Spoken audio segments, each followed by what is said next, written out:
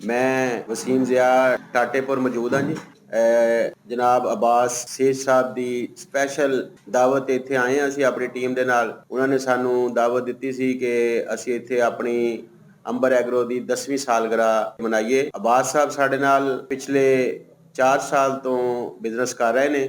ਅਲਹਮਦੁਲਿਲਾ ਇਸ ਸਾਲ ਇਹਨਾਂ ਨੇ ਸਾਡੇ ਨਾਲ 10 ਮਿਲੀਅਨ ਦਾ ਕੰਮ ਕੀਤਾ ਹੈ। ਇਹਨਾਂ ਦਾ ਇਹ ਬਹੁਤ ਸਾਡੇ ਤੇ ਸਮਝੋ ਕਿ ਕੰਮ ਦੇ ਨਾਲ ਇਹ ਖਾਸ ਮੁਹੱਬਤ ਦਾ ਇਜ਼ਹਾਰ ਇਹਨਾਂ ਦਾ ਜਿਹੜਾ ਹੈ ਉਹਦੇ ਲਈ ਮੈਂ ਇਹਨਾਂ ਦਾ ਬਹੁਤ ਮਸ਼ਕੂਰ ਹਾਂ ਕਿ ਇਹਨਾਂ ਨੇ ਸਾਡੀ ਜਿਹੜੀ ਖੁਸ਼ੀਆਂ ਹੈ ਉਹ ਆਪਣੀ ਦੁਕਾਨ ਤੇ ਆਪਣੇ ਕਾਰੋਬਾਰ ਤੇ ਮਨਾਈਆਂ ਨੇ। ਤੇ ਮੈਂ ਆਪਣੀ ਪੂਰੀ ਟੀਮ ਦੀ ਤਰਫੋਂ ਤੇ ਆਪਣੀ ਤਰਫੋਂ ਜਨਾਬ ਅਬਾਸ ਸਾਹਿਬ ਦਾ ਅਲ ਅਬਾਸ ਜ਼ਰਈ ਮਰਕਜ਼ ਟਾਟੇਪੁਰ ਦੇ ਜਿਹੜੇ ਪ੍ਰੋਪਰਾਈਟਰ ਨੇ ਉਹਨਾਂ ਦਾ ਇੰਤਹਾਈ ਮਸ਼ਕੂਰ। ਅਬਾਸ ਸਾਹਿਬ ਬਹੁਤ ਮਿਹਰਬਾਨੀ, ਬਹੁਤ ਸ਼ੁਕਰੀਆ ਸਾਈਂ। मैं शुक्रगुजार हाँ वसीम साहब का।